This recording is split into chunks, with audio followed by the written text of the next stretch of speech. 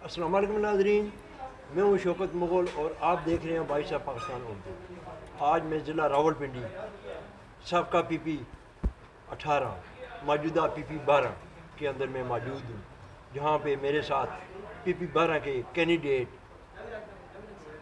सबका नाज़म चौधरी सफ़दर हुसैन सही साहब आज मेरे साथ हैं। मैं उनका अपने प्रोग्राम में वेलकम कहता हूँ।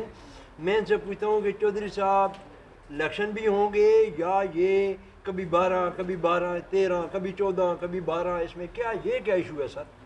बिस्मिल्लाहिर्रहमानिर्रहीम। आपका बहुत शुक्रिया। आप मेरे बड़े काबिल एहतराम भाई हैं शौकत मुग़ल साहब।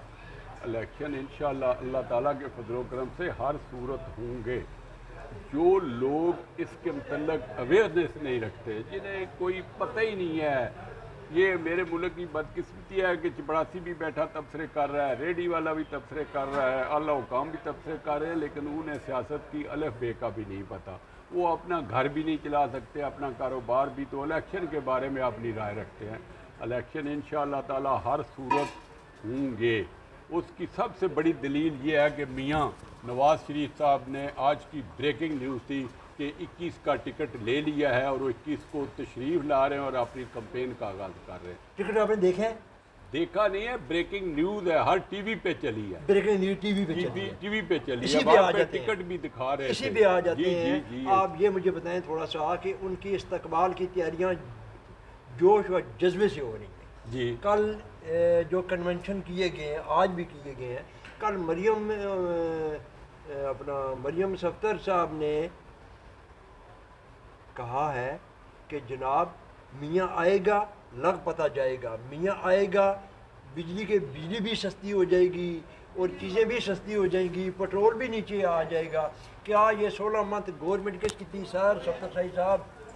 हम बिल्कुल इस बात से इत्तेफाक नहीं करते जो मरियम बीबी कह रही है। मियाँ नवाज शरीफ के हाथ में कोई अलादीन का चिराग नहीं है, इसलिए कि वो 16 माह, मैंने इससे पहले भी आपको इंटरव्यू दिया, 16 माह वही रिमोट कंट्रोल के ज़रिए हुकूमत चलाते रहे। जो उनका भाई अपना जो था वो वज़ीर-ए-आज़म था, उनका सुमदे इसहाक डार साहब जो हैं, जो मुल्क की तकदीर बदलने के दावे करके लंदन से तशरीफ़ लाए थे, टोटल नाकाम हो गए थे। मियाँ नवाज शरीफ के हाथ में कोई अलादीन का चिराग नहीं है, कोई जादू की छड़ी नहीं है। ये सब सियासी स्टंट्स हैं और वोट लेने के लिए जो है कैंपेन वो कर रहे हैं। ये सब वही मैंने कहा था कि वही दिल फरेब नारे, पुराने नारे। बिल्कुल मियाँ नवाज शरीफ के पास कोई विजन नहीं है। इस वक्त जो मुल्की हालात हैं, इसमें मैंने पहले भी कहा, आज भी दयानतदारी ईमानदारी से कहता हूँ, जब तक कोई ईमानदार लीडर नहीं आएगा, कोई इनकलाबी लीडर नहीं आएगा, कोई विजन वाला लीडर नहीं आएगा, पाकिस्तान के हालात नहीं बदल सकते। मियाँ नवाज शरीफ तो वही पुराना आदमी है, 3 दफ़ा वज़ीर-ए-आज़म रह चुका है, उसने कौन सा तीर मारा है? ये तो कोई नहीं है। विजन जो है, देखें बांग्लादेश की मिसाल है, हमसे अलहदा हुए उन्हें मेरा ख्याल है अभी 50 साल भी नहीं हुए, या चलो 50 साल हो गए हैं, तो वो हमसे कितना ऊपर चले गए हैं। ठीक है, छोटा सा मुल्क है, इतने यहाँ यही ना तो कोई वसाइल हैं यहाँ पे, ठीक है, लेकिन ये है कि ईमानदारी नहीं है। वसाइल हैं, मैं सारी वसाइल हैं, ईमानदारी की पिंडी की अवाम आपको देख रही है जी। आप ये मुझे बताएं कि ये निशाना, इस तनकीद का निशाना किसको बना रहे हैं? मैं ये महंगाई, मैं बता देता हूँ, महंगाई की जिम्मेदार पीटीआई और मुस्लिम लीग नून बराबर की शरीक है। इन्होंने ये फरमाया था कि हमने मुल्क को डिफ़ॉल्ट होने से बचाया, ये टोटल गलत है। इन्होंने सिर्फ अपने केसेस बचाने के लिए जो इन पे थे करप्शन के और अपनी जेबें भरने के लिए और अपने वर्कर को ताज़ा दम करने के लिए 16 माह इन्होंने लगाए और मुल्क को डिफ़ॉल्ट करके चले गए। ज़बानी कलामी कहते हैं कि मुल्क डिफ़ॉल्ट होने से हमने बचाया, लेकिन अमली तौर पर हमारा मुल्क इस वक्त डिफ़ॉल्ट हो चुका है। रहती कसर जो 3 माह अगर ये रहे, जो मेहरबान आए हुए हैं 3 माह के मेहमान, रहती कसर ये भी निकाल के जाएंगे। तो सर अपना क्या ये अवाम इसी तरह पिसती रहेगी इन्हीं चक्रों में? तुम आओ, मैं आऊँ, फलां बिजली हम सस्ती करेंगे, ये नारे कब तक चलते रहेंगे चौधरी साहब? आप जब तक ये कौम दुरुस्त और सही फैसला नहीं करेगी, اس میں اگر میں کہوں کہ عوام کا قصور ہے تو عوام ناراض ہو جاتی ہے. میں کہتا ہوں ہماری قوم بولی بالی ہے، لیکن دوسرے لفظوں میں بولی بالی نہیں ہے. جو بھی دل فریب نعرے لگاتا ہے اس کے پیچھے دوڑ پڑتی ہے. اس میں عوام کا قصور ہے. عوام دیکھیں ان کا تمام ماضی جتنی جماعتیں ہیں ان سب کا ماضی ہمارے اور آپ کے سامنے ہے، عوام کے سامنے ہے. اس وقت صرف ایک ہی امید ہے، وہ ہے T L P. T L P ابھی تک اسمبلی میں نہیں. میں دعوت دیتا ہوں پورے عوام کو، پوری قوم کو کہ ٹی ایل پی کا ساتھ دیں تو انشاءاللہ تعالی دیانتدار قیادت آئے گی. اور جو بھی دیانتدار قیادت آئے گی قرآن پاک اور اس کی حدیث کی روشنی میں فیصلے کرے گی، ملک میں اسلامی قانون نافذ کرے گی، سود سے پاک معاشرہ قائم کرے گی، تو اس پر اللہ کی رحمتیں ہی رحمتیں نازل ہوں گی. تو کیا سمجھتے ہیں کہ اگر الیکشن، پہلے تو یہ بتائیں کہ 2023 میں الیکشن نظر آ رہے ہیں؟ نہیں، وہ تو 2024 میں ہے، جنوری اینڈ پہ. 23 کا تو سین ہی نہیں نا. مطلب یہ ہے کہ یہ آئینی بات ہے کہ الیکشن کمیشن نے اعلان کیا کہ 30 نومبر کو حلقہ بندیاں کے تمام اعتراضات ختم ہو کر حلقہ بندیوں کی لسٹ فائنل لگا دی جائے گی. اس کے بعد آئین میں یہ ہے کہ 54 56 یا 58 دن میں الیکشن ہر صورت ہوں گے. وہ 24 26 یا 28 کی ڈیٹ آئے گی اور جنوری میں ہر صورت الیکشن ہوں گے انشاءاللہ. تو کیا سمجھتے ہیں آپ کہ ان الیکشنوں میں آپ کس پارٹی کو دیکھ رہے ہیں؟ ہم اپنے آپ کو دیکھ رہے ہیں. انشاءاللہ تعالی ہمارا مقابلہ مسلم لیگ نون کے ساتھ ہے. تیسری کوئی پارٹی نہیں ہے. آپ کے سامنے جماعت اسلامی کا بھی رزلٹ ہے پنجاب میں، اور پنجاب میں پیپلز پارٹی کا بھی رزلٹ آپ کے سامنے ہے. پی ٹی آئی کو اس وقت جتنے ان کے عام لیڈر ہیں وہ کسی نہ کسی کیس میں ہیں، یا تو روپوش ہیں یا جیل میں ہیں. اس لیے ان کے پاس کوئی ایسا کینڈیڈیٹ نہیں ہے اور وہ الیکشن آسانی سے نہیں لڑیں گے، نہ انہیں آسانی سے الیکشن لڑنا دیا جائے گا. اس کے بعد دو ہی جماعتیں بچتی ہیں.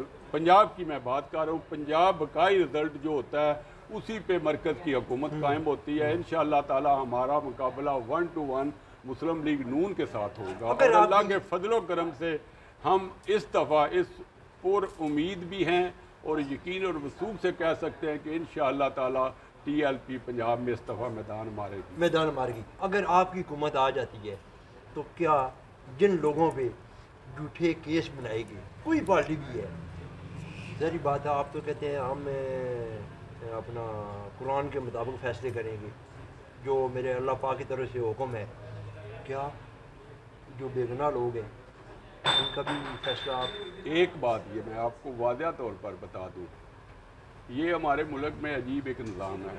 جو برسر اقتدار آدمی ہوتا ہے، جو حاکم وقت ہوتا ہے، وہ بھی یہی کہتا ہے. عمران خان کے منہ سے بھی میں نے سنا کہ میں NRO نہیں دوں گا.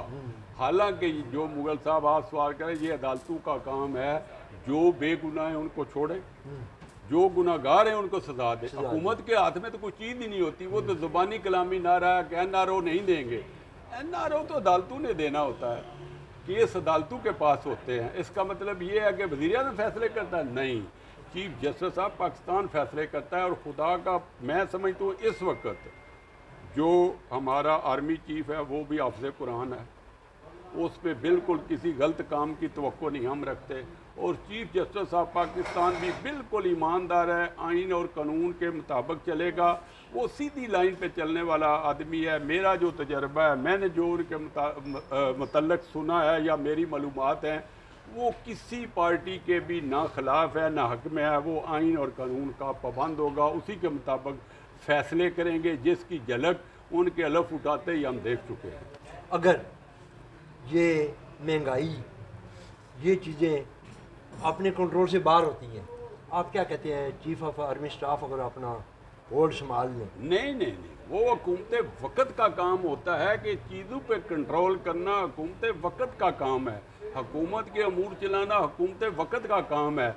آرمی چیف نے تو اپنی کمان سنبھالنی ہوتی ہے. چیف جسٹس نے تو دیانتداری آئین اور قانون کے مطابق فیصلے کرنے ہوتے ہیں. جو مہنگائی کا کنٹرول ہے وہ تو حکومت کے ہاتھ میں ہے.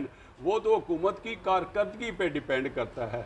میں لکھ کر آپ کو دینے کے لیے تیار ہوں. جب آپ دیانتداری سے فیصلے کریں گے یا قرآن پاک اور حدیث سے آپ استفادہ حاصل کریں گے، اس کے مطابق فیصلہ کریں گے، تو وہ کوئی وجہ ہی نہیں کہ وہ حکومت ناکام ہو، اس لیے کہ اس پہ اللہ تعالیٰ کی رحمتیں برستی ہیں، اس لیے وہ بندہ ناکام نہیں ہو سکتا۔ عالمی منڈی میں پٹرول کی قیمتیں دیکھیں سر، 56 روپے لیٹر مہنگا ہوا تھا، 8 روپے کم کیا ہے سر، کیا کرتے ہیں؟ تو یہ تو زیادتی ہے نا حکومت وقت کی۔ کون کرے گا اس کو؟ میں یہی کہہ رہا ہوں کہ بھئی کیئر ٹیکر، حالانکہ کیئر ٹیکر جو گورنمنٹ ہوتی ہے نا، اس کا کوئی کام نہیں ہے قیمتوں کو کم کرنا یا زیادہ کرنا۔ ہاں، ان کا کام یہ ہے کہ اس کو مینج کرنا، ٹھیک ہے، کہ کوئی کسی کے ساتھ زیادتی نہ ہو۔ تو عارضی ہیں یہ، تو ایسے ہی ہے جیسے مہمان ہم یہ حال میں بیٹھے ہیں، ہم 2 گھنٹے کے لیے آئے ہیں، لیکن یہ تو نہیں، حال تو حال والوں کا ہے، ذمہ داری ان کی ہے، ہماری تو نہیں۔ ہم مہمان کی طرح آئے ہیں، ہم شکایت کر سکتے ہیں، ہم اس کو کنٹرول ان کو کہہ سکتے ہیں کہ کنٹرول کریں۔ یہ حکومت وقت کی ذمہ داری ہے، جو اس وقت کیئر ٹیکر گورنمنٹ ہے، انہیں ایسے فیصلے نہیں کرنے چاہیے، نہ انہیں پیٹرول کی قیمتیں بڑھانی چاہیے، نہ ہی بجلی کی قیمتیں بڑھانے چاہیے۔ انہیں بھی عوام کے تمام حالات کو مد نظر رکھتے ہوئے تمام فیصلے ایمانداری اور دیانتداری سے کرنا چاہیے۔ تو صفدر حسین سعید صاحب، پھر آپ کیا سمجھتے ہیں سر، اگر یہ نگران گورنمنٹ جیسے نظر آ رہا ہے، مجھے تو لگ رہا ہے کہ کہیں سال ہی نہ گزر جائے اس میں، نہیں، تو کیا سمجھتے ہیں کہ یہ تو غریب بندہ تو پیس گیا سر؟ میں تو اس پر نہ یقین رکھتا ہوں، نہ میری رائے ہے۔ وہ عارضی طور پہ آئے ہیں، ہمارے قانون اور آئین میں کوئی گنجائش نہیں ہے، 90 دن کے علاوہ ان کو رہنے کا کوئی حق نہیں ہے۔ دوسرا، ہمارے ملک کے حالات اس وقت تک بہتر نہیں ہوں گے جس وقت تک کوئی بھی حکومت، کوئی بھی عوامی رائے کے ساتھ جو حکومت آئے گی، 5 سال کے لیے آئے گی، اس کی ذمہ داری ہوگی اور وہی ملک کو اس دلدل سے نکال سکتے ہیں۔ کیئر ٹیکر کو 3 ماہ کے بعد کوئی حق نہیں ہے۔ اور موجودہ نہیں، پنجاب کی مثال اور ہے، وہ بھی میں وضاحت کر دیتا ہوں۔ اس وقت جو موجودہ چیف جسٹس ہے، وہ آئین اور قانون کا ان کو پابند بنائے گا موجودہ گورنمنٹ کو۔ اگر وہ نہ کروا سکا تو وہ گھر چلا جائے گا، وہ بندیال کی طرح کرسی کے ساتھ نہیں چمٹا رہے گا۔ یہ میں آپ کو لکھ کر دیتا ہوں۔ اس میں تو سارا قصور ہی فروق بندیال صاحب، نہ چیف جسٹس جو تھے، کیا نام تھا؟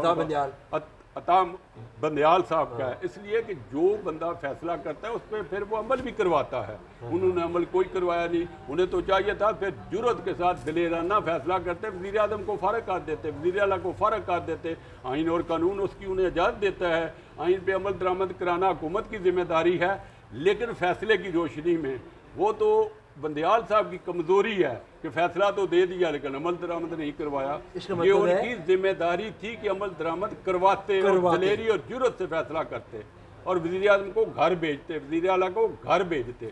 بڑی زبردست بات کی ہے جی انہوں نے، کہ اگر عطا بندیال صاحب میں اتنی جرأت نہیں تھی تو ان کو یہ فیصلے نہیں کرنے چاہیے تھے۔ اگر فیصلے کیے ہیں تو اس پہ عمل درآمد بھی کرانا ان کا کام تھا۔ بڑی زبردست نئی بات آئی ہے۔ قاضی فائز عیسیٰ صاحب کی بڑی ماشاءاللہ ہم بھی تعریف کرتے ہیں، لیکن یہ تو ڈنکے کی چوٹ پہ کہہ رہے ہیں سر، وہ تو ماشاءاللہ بڑے زبردست فیصلے کریں گے سر۔ انہوں نے حلقہ بندیوں کے حوالے سے پی پی جو اپنا آپ کی ابھی 12 بن گئی ہے، اس کے حوالے سے آپ کیا کہتے ہیں؟ میں پی پی 12 جو بنی ہے، پہلے مجھے بھی خدشات تھے، میں نے بھی سوچ رکھا تھا، ایک دوست سے میری بات بھی ہوئی تھی کہ ہم بھی ریٹ پٹیشن میں جائیں گے، لیکن جب میں نے غور سے سوچا، چند دوستوں کے ساتھ مشورہ کیا، تو میں نے کہا یہ میرے لیے تو اور اچھا حلقہ بن گیا ہے، تو مجھے کیا ضرورت ہے اعتراضات اٹھانے کی۔ اس لیے کہ اس وقت پی پی 12 میں واحد کینڈیڈیٹ ہوں، ٹی ایل پی کا جو کمپین کر رہا ہوں۔ اس وقت میرے سامنے کوئی بھی مسلم لیگ نون کا ابھی تک ٹکٹ کا ڈیسیژن ہی نہیں ہوا۔ ٹھیک ہے، بالکل جو 3 کینڈیڈیٹ پہلے فال کر رہے تھے وہ تینوں اس حلقے سے نکل گئے ہیں، وہ پی پی 11 میں چلے گئے، ہم پی پی 12 میں آ گئے۔ اس لیے تو میں اس شعر پہ عمل کرتے ہوئے، کافر ہے تو شمشیر پہ کرتا ہے بھروسہ، مومن ہے تو بے تیغ بھی لڑتا ہے سپاہی۔ میں اللہ کے فضل و کرم سے پی پی 18 سے بھی پر امید تھا، لیکن پی پی 12 سے اس سے 100% زیادہ میں مطمئن ہوں کہ میں انشاءاللہ تعالیٰ پی پی 12 میں یہ الیکشن بڑی آسانی سے 18 کی بجائے 12 سے جیتوں گا انشاءاللہ تعالیٰ۔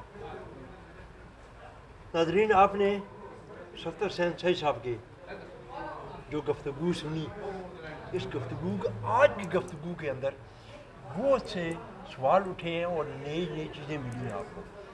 ان کا کہنا یہ ہے کہ میں ऐसी पीपी में चला गया हूँ कि मुझे अल्लाह पे पूरा यकीन है और भरोसा है कि मैं इंशाल्लाह विन करूँगा। क्यों? इनके मुकाबले में कोई ऐसा कैंडिडेट नहीं है। और उसके बाद बाकी जमातों में अभी तक टिकट का डिसाइड भी नहीं हुआ। ये अपनी अवाम वोटरों के साथ है, अपनी अवाम के अंदर है, मरना जीना हर चीज़। दूसरा, चीफ जस्टिस ऑफ पाकिस्तान काजी फाजिल साहब, ये तीसरा प्रोग्राम में करने जा रहा हूँ सर। हर शख्स के ज़ुबान पे आपका नाम है, बड़ी बात है। चीफ ऑफ आर्मी स्टाफ साहब, आपका भी तीसरे प्रोग्राम में आपका ही नाम है सर। हमें यकीन है कि आप इंशाल्लाह कानून और आइन के मुताबिक काम करेंगे और इस पर अमल भी कराएंगे। जी सदर हुसैन साहब। आखिरी बात मेरी यह है कि अल्लाह के फजल करम से, अल्लाह के फरमान के मुताबिक जिस बंदे की पीठ पे प्यारे नबी का हाथ होगा वो किसी सूरत में किसी मैदान में भी नहीं हार सकता। इंशाअल्लाह ताला हमारी पुश्त पे प्यारे नबी का हाथ है। हम जितनी जद्दोजहद है वो ख़त्म नबूवत के लिए कर रहे हैं, इसलिए हम सोच भी नहीं सकते कि हम हारेंगे। इंशाअल्लाह ताला जीतेंगे। ख़त्म नबूवत जिंदाबाद। अपने मेज़बान शौकत मुग़ल को इजाज़त दीजिए।